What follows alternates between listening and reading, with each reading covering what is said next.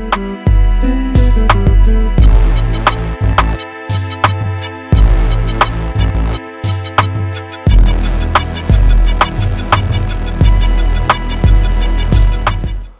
and gentlemen, welcome back to The Outsider's Perspective, presented by HLX. This is episode 11. This is the best podcast you've never heard. Yeah. I am the maestro. With me, as usual, Coriel, vice versa. Yep. How are we feeling today, gentlemen? I'm all right. I'm tired, but I'm all right. Happy St. Patrick's Tired Day. as well. Haha. Boom. You're the only one wearing Yeah. green. We opted out. Yeah. You guys will be getting pinched later. So, yeah, just heads up. You know, green is it. Okay. So we do it. No Try it. rules. Yeah. I will. We'll be sure to keep the camera rolling for that portion of the afternoon. Green within. Why y'all always look at me at times like this? Like Times like this. Times like this. The fact that we have consistent times like this. I don't know what you're talking about. goodness. Well, a few things to get into today. First up, we wanted to, I guess, first say rest in peace to Craig Mack from Bad Boy, one of the first major artists that they had that kind of helped put them on the map. Yep. He has passed, so of course, you know, prayers go out to family, things like that. But vice versa had another, I guess, take on the recent things to go on with Bad Boy. He thinks that Bad Boy may be cursed. Yes, Bad Boy first. All y'all should know it. Like, y'all should see the signs by this point. Like, all your favorite bands that he had, even the ones that were on TV, like how Cardi B is doing now. Like, she's making money off of being on TV first and then putting her music out there. Diddy was one of the first people to do that with TV and then music. And all of these groups are nowhere to be found now. Like, we take it back to the beginning. Of course, we know Biggie's story. Now you got Craig Mack, who died still at an early age. Like, he shouldn't have died that soon. You got all of you got Loon, you got Mario Winans, you got... They died? No, not died. I'm just talking about career-wise now. Career-wise. I'm sorry, I should have clarified. You're right. I did kind of just jump. I did. But yeah, now career-wise, yes. We're talking about like Loon, Black Rob, Mario Winans, of course, Danny Kane, the band. Wasn't B5 with him at one point? Mm-hmm. Yeah. Mm-hmm. But Disney saved them. They went inside with Disney, so they still had a little run-in afterwards. But, Okay. you know, Mary J. Blige was always singing sad songs when they was around. And I feel like it's a low-key curse there. It's just careers and lifespans don't last too long when Diddy's involved. I feel like he sold his soul. And he's selling all of his artists. Just working so hard to get this money and just using up his artists until they just dry and nothing's left. I feel like there's a curse. You feel like P. Diddy sold his soul. Yes, sold his soul. I feel like what's the point of even talking about it? You know how ridiculous that is. Yes, I do. So I'm not even. You want to make an argument out of it. I said it wasn't an argument. I'm not going to even. That's what I'm saying. This is how I feel. It's a curse. It's a curse. But as long as you know deep down inside that that's ridiculous, then that's enough for me. He has bad luck with his artists. How about that? You say that he's bad luck with his artists. He ends up giving bad luck to his artists. I mean, I get what you're saying. Mm-hmm. To say it's a curse, that's a little much. But Diddy brings these people on to further his brand. Yeah, of course they get whatever they get from him, but it's furthering him. He's the one that's always in the forefront of everything. For what I've noticed, he brings people on that he knows that he can control, or that he knows he can get them to a level they wouldn't have been able to get on their own. Janelle Monáe's one of the few people that he allows to just do whatever she wants to do. You don't see Diddy all up in her shit. So I feel like that's why. I didn't know that she was signed under. She's still with Bad Boy. I did not know that. Yeah. I never knew. But she's one of the few ones that he just kind of let her do what she wants to do. But any other time, it's not ever like that. So to say it's cursed, that's a little much, but you know that. So, You know that. But still, yeah. Rest in peace to Craig Mack. He will be missed. Also, rest in peace to Stephen Hawking. We lost a couple people. Was it only two? I feel like somebody else passed away too. I can't remember who it was. So, rest in peace to all those who we have lost, and prayers to their family. But on the same line of music, Vice also wanted to discuss kind of how our views of the music industry and us working in music have changed over time. We were going to talk about how you were saying like everybody's losing money from that as well. Yeah. Okay, that's gonna run this. Okay, go ahead. No, I mean that's where we're going. That's what we're talking about. I'm just trying to get it in order. You know what I'm saying? It was that first, and then you were going. You got it, brother. Go ahead. Go ahead, brother. Because he had that part, so he still has to go. I'm just saying. Come on, Dex, man. Hey. Well, since you don't want to talk about that now, let's talk about what you want to talk about. Dex, don't be like this. Hold on. Don't make that face. Okay. Really? Don't make the embarrassed face. Okay, I'm not trying to do that. I'm just saying that's his job. He's the one that keeps the show going. Yeah. So he's the one like, okay, So he fucked up, and I was just trying to. Yeah, I said it. Oh, he fucked up, and I was just like, okay, let's do it this way. In your opinion, he fucked up because he didn't bring up what you wanted him to bring up. So fine, take over the show, brother. It's Matt. You He got brought it, up what I boss. wanted You got him it, to boss. bring up. No. It's just the order. hey man, I'm just here to list the topics. So we follow Just like you. I didn't correlate We about the follow whole you. death of careers. So you I s- just I think we need to leave it to Keith because you suck at this right now. I'm not in You're charge of not, anything you're not right now. I don't suck moving the at show. anything. You're not moving the show along. You stopped the show. What are you talking about? You're making this real awkward right now. Let's just have a moment of silence. You need to have a moment of silence. No. Since you want to make this shit awkward, let's just be silent.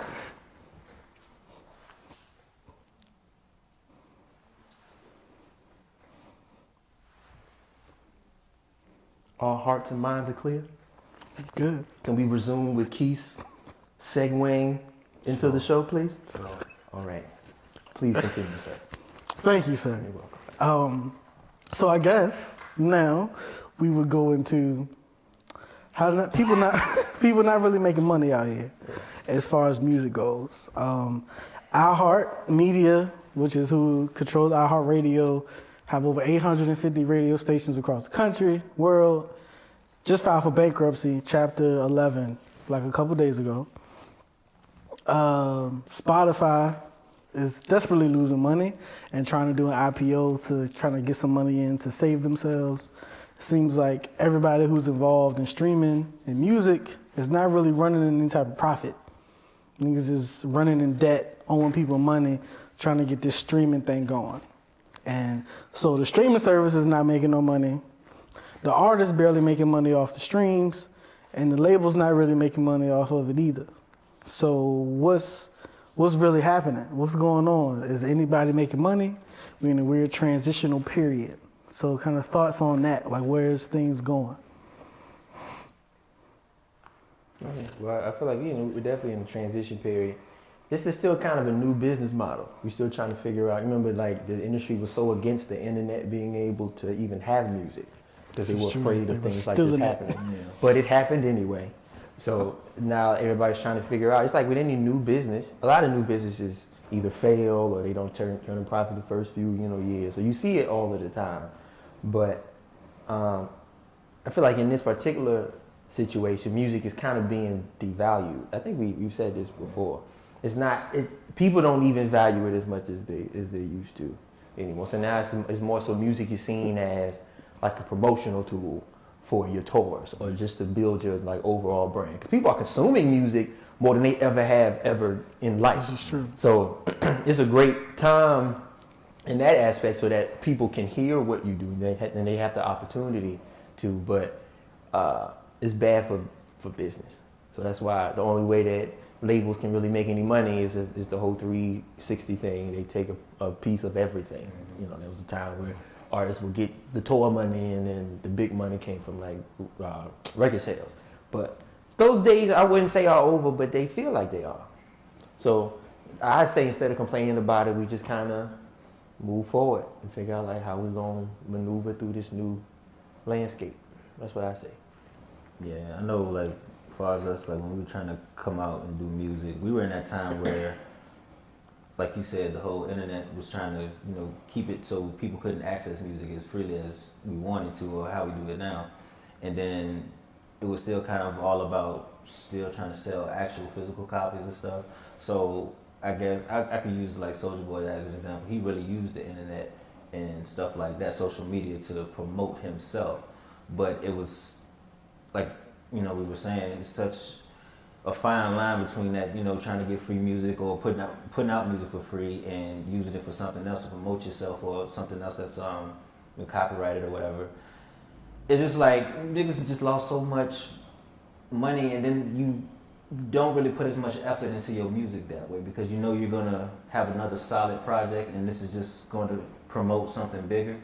So you just kind of like, I'm gonna put this track out to promote something bigger, and I feel like it's slowly killing music, because it's going to be more of that than the actual good stuff that people put their heart and soul into.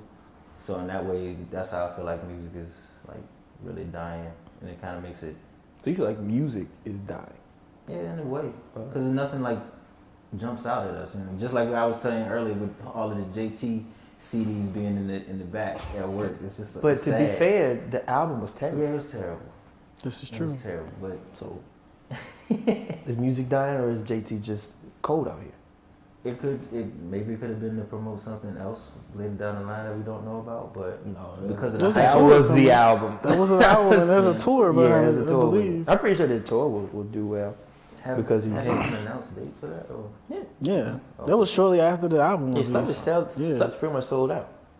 okay, well, but yeah, still, I just feel like it's just not as creative, because I still hear the Black Panther Future song on the radio, and it's just like You really don't All right, like so that. I can't get off of it. Yeah, it's really don't like it's no effort. Okay, so in terms of dying, Yeah, you talking about the industry or music itself? both sides. So you think that the industry's dying and music's dying? I feel like it's affecting everything. Like, one goes in with the other. Oh, so you feel like the industry's down because the music sucks? Okay, that's a fair Yeah. assessment, because Adele arguably makes great music. I mean, it's not my cup of tea, but you can't deny it, and it resonates with people. So you could have a point. Any ideas or how we could possibly adjust it, fix the streaming issue, correct it so that music doesn't No, stay terrible? I'm about to say, it's done now. I mean, the thing that the record labels were afraid of all this time is happening right now. Yeah. So we lost this one. We lost. We came in at the worst time. Imagine it looks a lot like, from what I read anyway, like it was in like the early '80s, like the late '70s, early '80s, when they said fuck disco. Everybody was like against disco, and the economy was down, all sorts of shit. So they were complaining about that. That was around the time. That's why Thriller was such a big deal, because Thriller came in the midst of all of that and shot through all that. So you still got people even now, like Adele and Ed Sheeran. I didn't know Ed Sheeran was as popular as he is. That nigga sold 10 million albums. Yeah. Like, he's huge. And Taylor Swift sells 1 million every first week for the past 3. So people buy what they want. It's just the thing of it is we use the oversaturation word a lot, and it's so easy to make music now. It's easy for me to make music. I don't need nobody. Yeah. I can just be in my room and make a complete project. So some may say that we've devalued it that way because we don't need musicians, and Fender's going bankrupt and all sorts of stuff like that. Because ain't nobody playing You don't need instruments. instruments no more. So It's all virtual. maybe music, how we knew it, is dying. It could be, and Cause I didn't know about the Fender thing, and that kind of breaks my heart. Cause like, I'm a drummer, you know what I'm saying. So to know that an illustrious company like that makes musical instruments is dying, to hear that in 2018 is just like, well, where has music gone to that kids aren't learning? Like, it could be in the schools, like they're not teaching it. Well, if you but go- then the actual child has to have the desire to want to, actually learn that instrument. I mean, even with when the movie Drumline came out, that inspired me to be on, somebody's drum line, you know what I'm saying? Or at least learn each, drum more intricately than just the whole set. So I don't know. You don't really see that portrayed anymore. Just like musicianship and stuff like that in movie. And I think that's where, it plays a part. You only see people turning up, rapping, making beats on the, MPC, so that's all they think it is to it, when, really music could be a lot easier if you actually had that, background to it. Because I know it is for me. I mean, I might not have as much talent in certain fields of music with y'all compared to y'all, but because I have at least a drummer background, I can at least make a beat pattern, like, no problem. Melody might take me longer, but at least I had that background to know, like, okay, well, this sounds like a, cymbal, hi-hats, or whatever. I put this here, get my placements and arrangement here, and I can make a beat like that.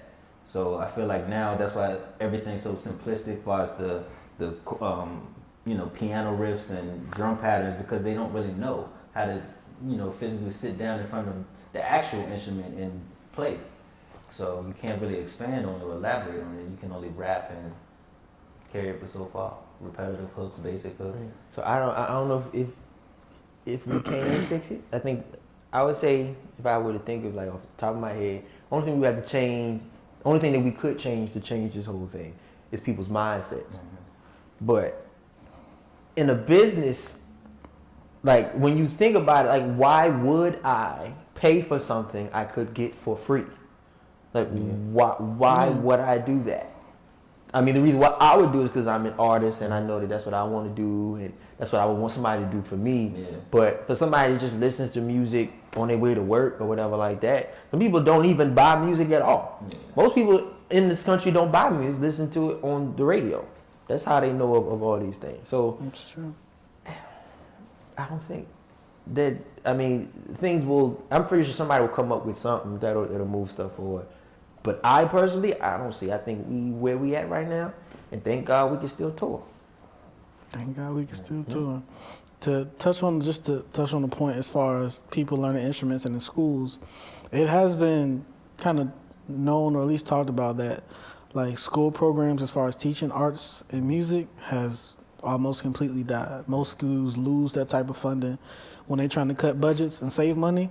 That's the first thing they go, arts and music. So it could be a ripple effect of that. Yeah, definitely. So if you were to maybe incorporate that back in the schools, you have a generation of people that know how to play these instruments and want to do that. Yeah. But if you're not funding it, you're not pouring into the youth, as they say, they don't have it. Yeah, a lot of things have contributed to this. It's not just the kids, it's not just the new generation, the high ups too. Yeah. So everybody is to blame here. I can take responsibility too. So thank God we can tour. Thank God we can tour. So with that, how, I guess the progression of how it's changed since we were young, has your mindset changed at all? Like goals, things like that you've had? Because we've been doing music for a while. We've seen it, we've been part of that transition, or at least seen it. Has your mindset changed? Are you expecting different things? Goals adjusted to the new spectrum? I guess for me, it's changed as far as thinking about how to get into being heard more.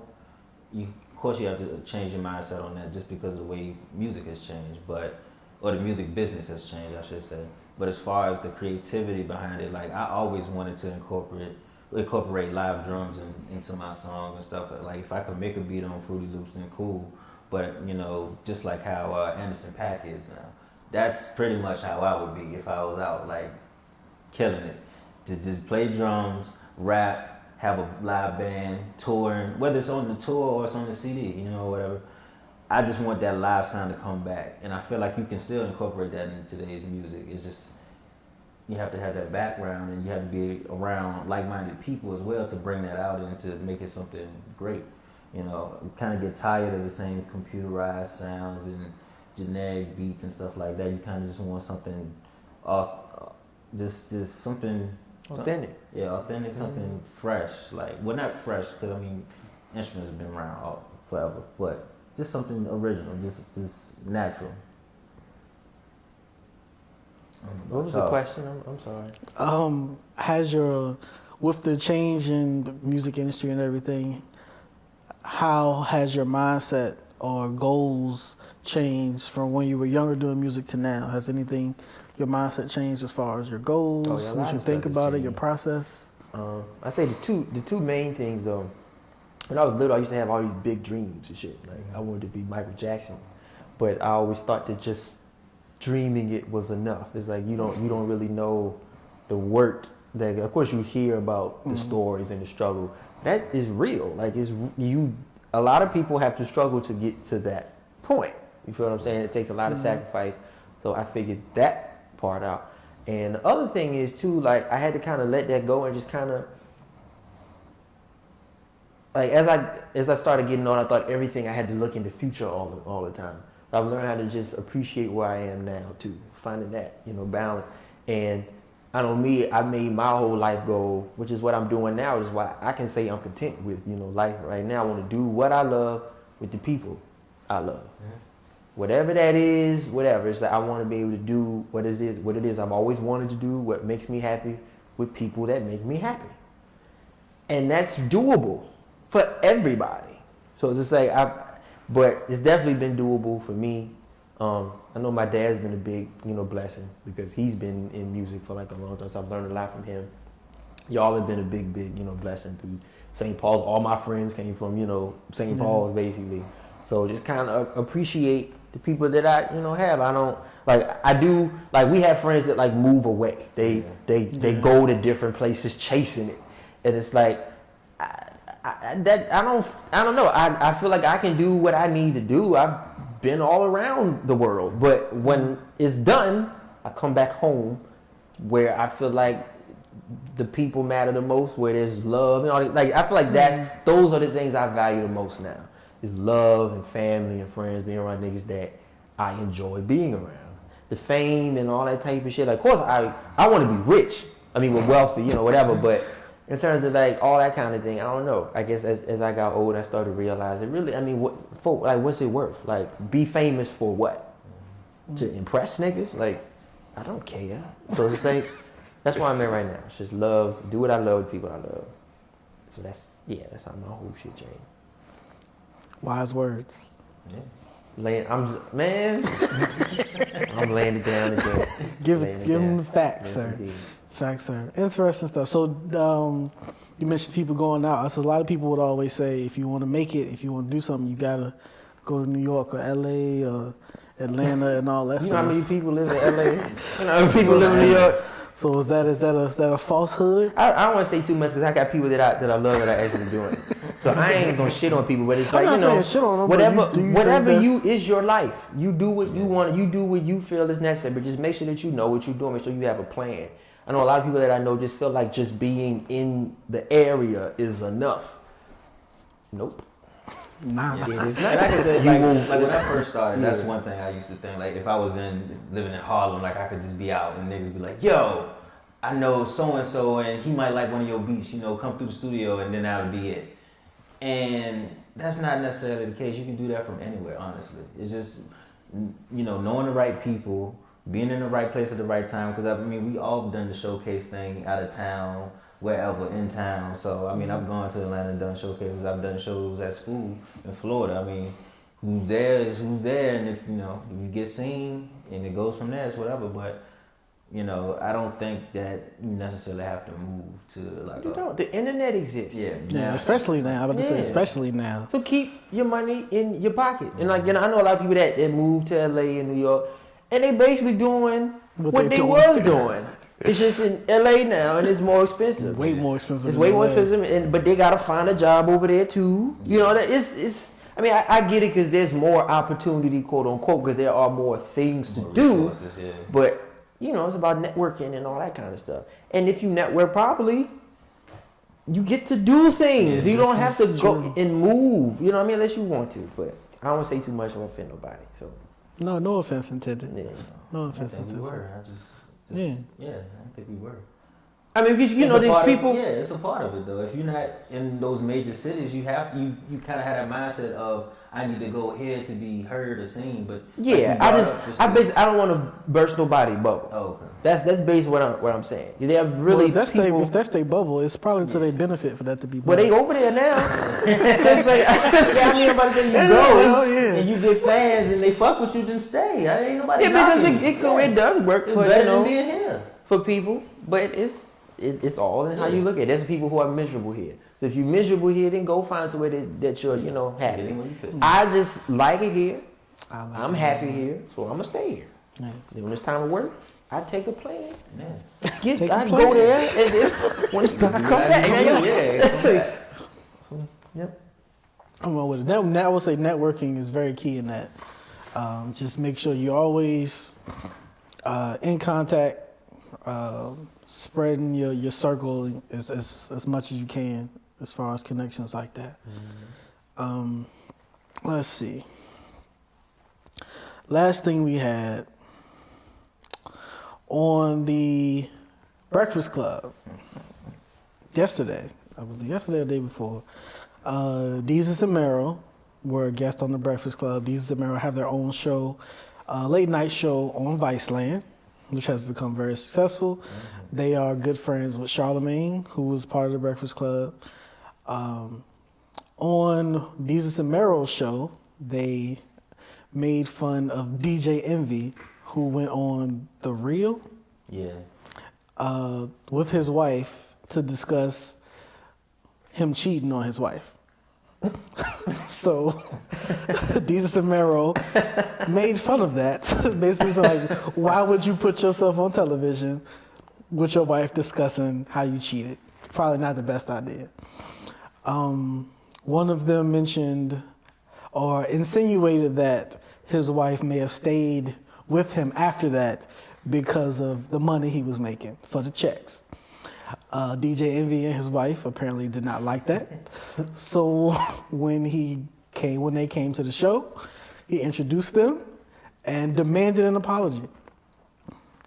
We saw the clip and introduced him as dickhead and pussy. Yes. Just off the bat. Off the gate, he said, introducing our two guests, dickhead and pussy, you owe my wife an apology. And apparently they, like you said, they supposed to went way back. They've known each other for a while. Yeah. And in their defense, because when he addressed it and said, apologize for what you said, they were both like, what are you talking about? And to their defense on that episode was a long time, like months ago. Yeah. Like, that was not a recent show. So they were all confused, like, sir, what are you talking about? They played the clip. They do shows like we do pretty much. So to remember back, they do 4 shows a week. Yeah, they do it like every talking night. About everything. Yeah. So it's like I don't remember what we talked about in the first episode. I don't remember that. We don't remember. So, but he remembered, and he was upset. He demanded an apology, which he did get an apology. They apologized multiple times. He won't have it. He got up, walked away. But see, that's where I got a problem. He walked away like mad late after he had switched like several topics. Yeah, and then it was just like he got up. I'm thinking he was going to get water. Like just like he said in the video, it was just like he just got up randomly like was gonna come back. No, he was still mad. And I'm just like, how can you be mad? When you disrespected him as soon as y'all got on the show, they apologized to you. They even said, if we ever knew that talking about your wife would be, disrespectful, we would have never done it. So, they doing all of this stuff to try to make the situation better. Then, again, switch topics, moved on, and he just gets up and walks away. It's really, really light-skinned to him. It's light-skinned. They had the beige meter running. So the beige was running. And when Deezus and Mero addressed it on their show, they said the light-skinned feelings was flowing, as they said. So like they said, like how can you get mad at something that you created? If you hadn't cheated on your wife. They went on the show, and then to let months go, by and not call them and be like, hey, obviously he must not have felt some type of way, or just really wanted to wait to get them on the show to just blast them like that, which is, whack. It's kind of crazy. Yeah, it's whack. You waited for the show to happen, and you're like, oh yeah, invite them niggas on, because I got something, for them. They don't even know. So you just going to ambush them like that when that happened months ago, and you could have called them if y'all supposed to be quote unquote cool. And you called other people. Like he called other people. Joe Budden and told Joe Budden he was mad at Deezus and Mero instead of talking to Deezus and Mero. It's a little weird. This whole thing just showed who DJ Envy really is, like, as a man.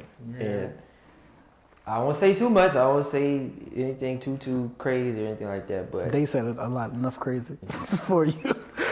It's just a lot of bitchiness going on right now. I don't. And this is me talking from a light skinned person with feelings. I'm sensitive to. Defend your people. But I don't put my business out because I'm sensitive.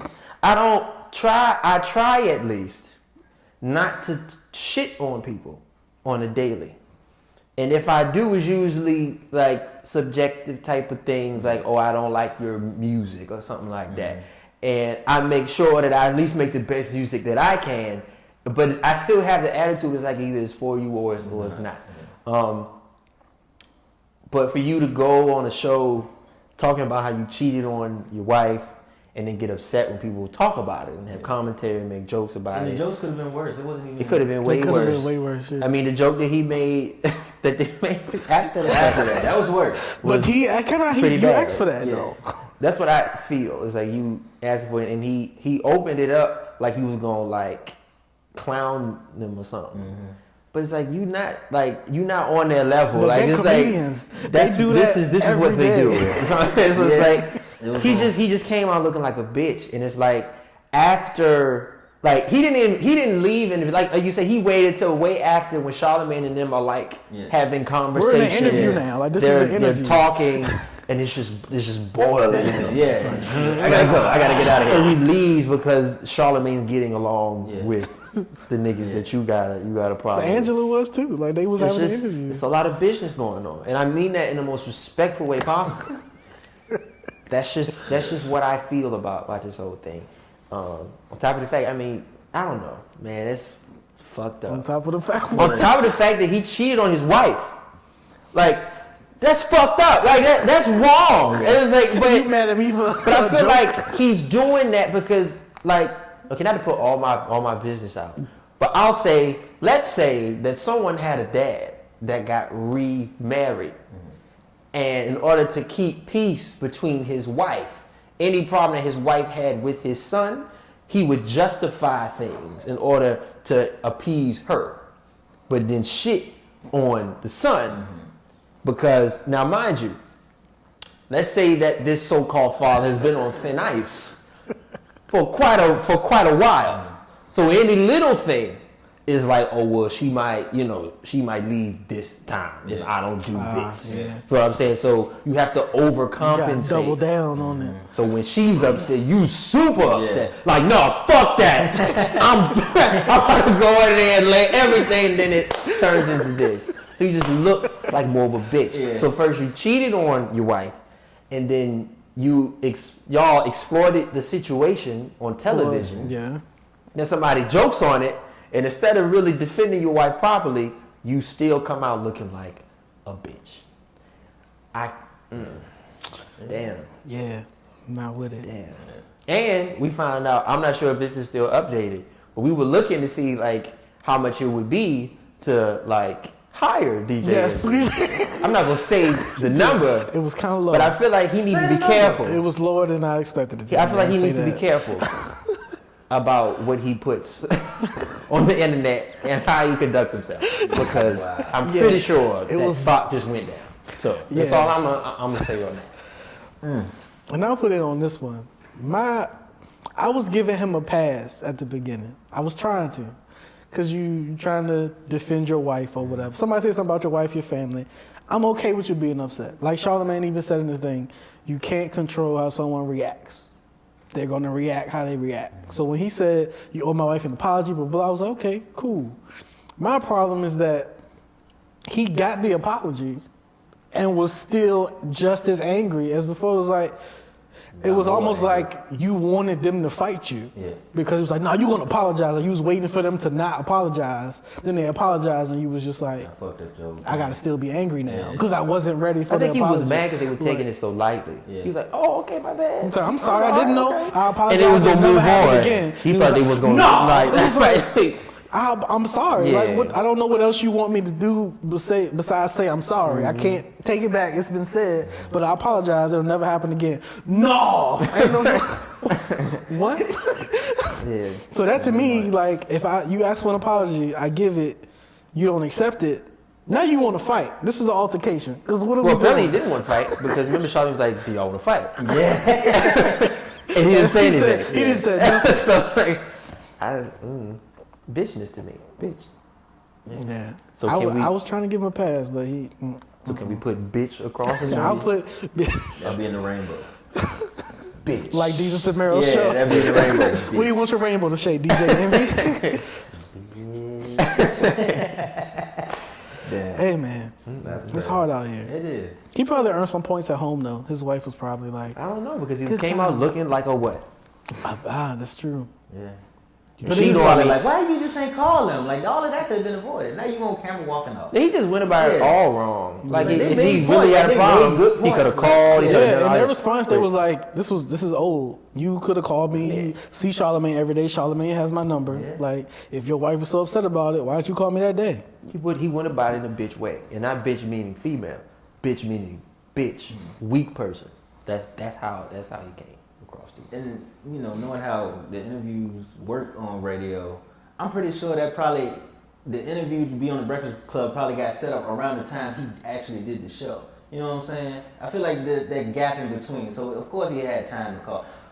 I just don't see why the call didn't happen. Like y'all cool, just talk to him. Be a man. You know what I'm saying? Just call him. And they've been up there multiple times. Like that wasn't their first time Okay, see, I at the didn't know Breakfast Club. that. I thought, you know, That was their might have been first the time since that incident, thing. Yeah. But they have been up there. Like they've been up there before. Well, hey, everybody different. That's what because he's different. Everybody different. DJ Envy is different. Different. That's good way to put it. I said bitch, but you can say different. That's fine. We already well, that's in the rainbow. I was Oh, okay. different. Be written in the ground. Yeah. That's it. That's all we had today, gentlemen. Slow week. Anything else? It's been a couple slow weeks. It should not happen. nothing out here. happened. World need to get it together so we can talk about some shit, some people, some. Yeah. Yeah. Besides, Wow. like some Trump shit going on, but it's Well, always some Trump shit going We on. have to throw in something real quick. This week, Wild 'N Out had the cast of All That as guests, and I have to say, I just teared up watching the whole thing. It was great to see the 90s kids represented. Was it good? It was great. All right. It was great. Like I have I'm to watch glad I that. recorded this, and you just watch it over and over. It's just like one of the All That shows with Wild 'N Out combined. It's exactly what you think it would be. All right. It's just cool. That's It's cool. weird. I Did saw my like heart the good. intro and everybody running Yeah. out at the beginning, but I haven't seen no episode. Yeah, So, it's great. high Check it out. hopes for that. I feel like a show might come from it because I did hear, I saw an article actually about them being on the show. Finally found out when it was going to air, but in that article, it talked about them possibly coming back and doing something. So They who knows? bringing everything else back. Yeah, Might as well. and I'm cool with that. I love The All That remake, yeah. Martin remake. They doing the Fresh The Prince 90s. of Bel Air. Yeah, that's remake. What trends in the 90s. He's Bring it recycling. making all the old shit over again. What? You just like kind of like okay. I mean, here y'all go running shit in the ground again. Now everybody reruns everywhere. You don't want rerun? Not reruns, but like Remakes. remakes everywhere. Then As long as everybody it's gonna done be in sick good of it. taste, I'm cool with it. Hmm? I said as long as it's done in good taste, I'm cool with it. I feel like people just need to let go of their childhoods Even and grow. People the hell just up. need to be creative. Yeah. Niggas don't have no new ideas. So you be like, you know what I used to like? yeah. Let's do that again. Like, why Matter don't of you fact, come we up with heard some that, new shit? Ray Sherman song they remade 3 6 Mafia, Twisted My Body from side to side. It's that same melody. I'm like, this was done horribly. Like this is like halfway. Like Mike Will could have did a lot more with this. Like just like the It Takes Two remix when they did that. Mike Will did. I was just Man, niggas just been running out of Yeah. ideas. he run stuff into the ground a little bit too much. So that's why I enjoyed the idea of them coming back together Yeah, for I don't this think they're gonna one call thing. it. Yeah, I don't think they're gonna call it like all that revamped or something. That would be Yeah. kind of corny. But if it's just a whole new show with the But with horns the all same out, people in it. yeah, with same people. That's Yeah. all that. But you can still. I don't want Just because that. you called it something else don't mean it's not all that. I don't I want mean, just because I see Keenan on Saturday Night Live, I don't see him as that same Keenan from. You don't. No, I don't. Because he does. You look- don't. No, I don't. Well, you okay? Because- you don't. Okay. Because they weren't doing like celebrity impersonation like he's doing on He there. did Bill Cosby. That was one of his Really? first things. He did other stuff too, but Bill Cosby was one he was really good at. Yeah. Well, other than that. Come on now, Dex. Other than that. Other than that, okay. That was one little. Okay. Niggas don't talk about Bill Cosby. Okay. Because he started raping people. I guess. I mean, people stop talking about you. Yep. Yeah. Anything else? Y'all make these things so awkward. It's like you supposed to keep this shit going. You be looking at me. I'll be waiting for something. You just be like really dead. I'm like, I said my 2 cents. I ain't nothing else to say. And I know I said okay like 3 times. Got you, bro. Got you. Well, thank you for your time today, people. That was episode 11 Yeah. of The Outsider's Perspective presented by HLX. The best podcast you've never heard. I am the maestro. With me, vice versa, Coriel. We appreciate your time. We will see y'all next week. These endings are getting really bad. Like really, really bad. Like this shit's getting awkward and everything. Like there's a lot of dead space and shit going on here. We don't have nothing to talk about. Yeah, we though. gotta That's what I'm figure saying. some When we shit had out. shit to like actually write down and discuss, it was better. We don't have nothing. Nothing stands out. You know what the difference is too? We used to do it earlier, like during the day. Like I know I would wake up and we would be at like 11, so it's like a fresh.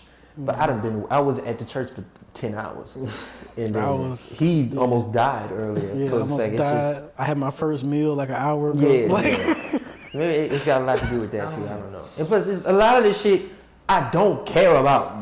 I don't give a shit about this Jesus Mero stuff. I mean, R.I.P. to Craig Mack, but what am I supposed to say to that? Like, what am I supposed to do? That's why I'm like, yeah, fucking conspiracy. You know what I'm saying? It's just like, oh, so you admit you just kind of throw random shit out. You never heard me say that. I said that. I'm like, ah, it was a trick. We got it on camera. We got you, motherfucker. you said what?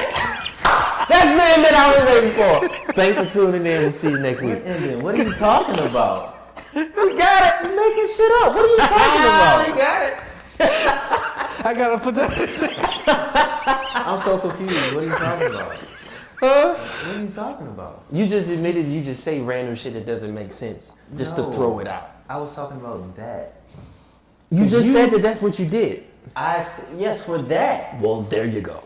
You said you act like I'm doing it all the time. No. Who said that? You said it. You did that just now. You admitted that you just did that. I felt like he's been doing that for a while, but he just admitted it. Okay. Back there it was like, oh, you think it's a conspiracy? Well, I can argue that. Let's make that into something. I'm like, it's not anything. I'm just saying it because we have nothing else to talk about. I could tell based off of how you were talking about it that you knew you were being ridiculous. So I didn't have to tell you how you were being ridiculous. So I don't really feel like you really believed what you said. Like with the whole Black Panther shit, you meant that shit. But this right here, I knew you was just trying to pull something out of it because there was nothing interesting about it. Yeah. So I feel like we need to figure something. We need to think of some segments or something because just talking about regular events. I'm 24. I might be 25. I don't care no more. There's other shit I'm thinking. I don't give a fuck about all this drama shit and all that kind of thing. So this is what this is gonna be. Then cool, but we're gonna have a lot of these awkward moments. Yeah. And Dex, man, we just look. we pick, but it's not nothing personal. So it's like a lot of times you just be like so pissed that it's like every week. Because you wild. You be wild. No, I don't. Every week. You make something out of things it's not even that big of a deal. Okay, like just just talk now, about it. it's just like We got him. I'm like, no. Did I not get him? Like I did. Like I got you to admit that you just said something just to say it, just to have something to say. You stopped the statement. You stopped the statement. I stopped what? What's the statement that I make stuff up because, and you just stop. No, because we have nothing else to talk about. What did I stop? See what I'm saying? So it's like a lot of times I let you just ramble and then I let it go. But you can't do that on camera because then people are going to look back on it and be like, what is he talking about? You just told me to stop what? I said something and stop what? Because you would say like, okay, I'm just making stuff up.